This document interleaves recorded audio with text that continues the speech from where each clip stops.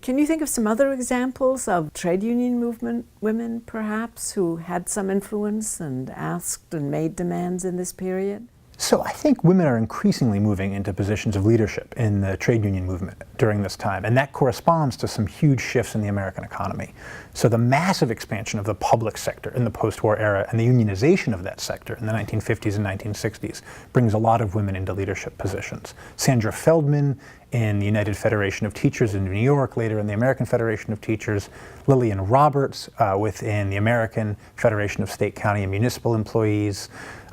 These are just a couple of people in that public sector unionization movement who are very active, both in organizing women who are coming into these new roles, again, largely in health, in social work, in education, but then also thinking about how to translate the needs of those women into both victories in union contracts and then more broadly as part of the legislative and judicial challenges that we see in the 1970s.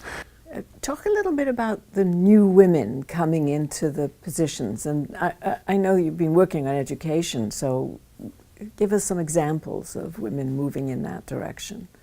Absolutely. So as you said, we see a huge growth of married women and women with children in the workforce in the post-war era. And in the 1960s, the creation of new positions through what we call War on Poverty funding allows many women, often working class non-white women, to move into roles as, in education, paraprofessional educators, which we also know as teacher aides or auxiliary teachers or community teachers.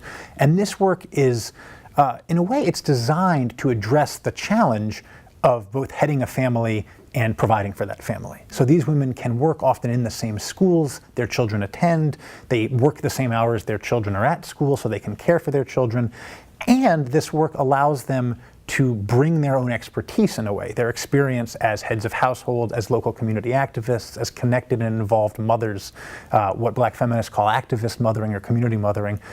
These roles allow them to bring those skills to bear and to be paid for them. And we see similar roles developed in health and social work. So through unionization, many of these women both are able to improve their living conditions, their working conditions, but also to move up within the union hierarchies. And yet, the traditional unions, the public sector unions, are they welcoming women? Do they want these public sector workers who are largely female to join in? And what benefit is there to the traditional unions? Well, so I think we still have a sort of challenge in our conception of the American worker, and particularly the union worker in the United States. We often think of a white male industrial worker.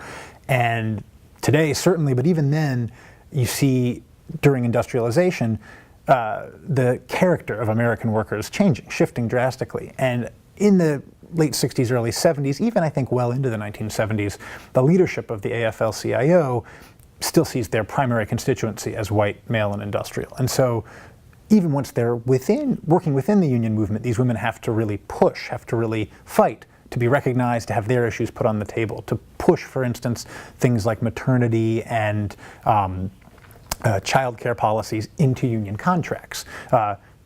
Certain cases result where these contracts are challenged by public municipalities saying that, in fact, this is not the kind of thing that's meant to be bargained about. And so the challenge really doesn't end once these workers unionize. It just begins on a new front in a way.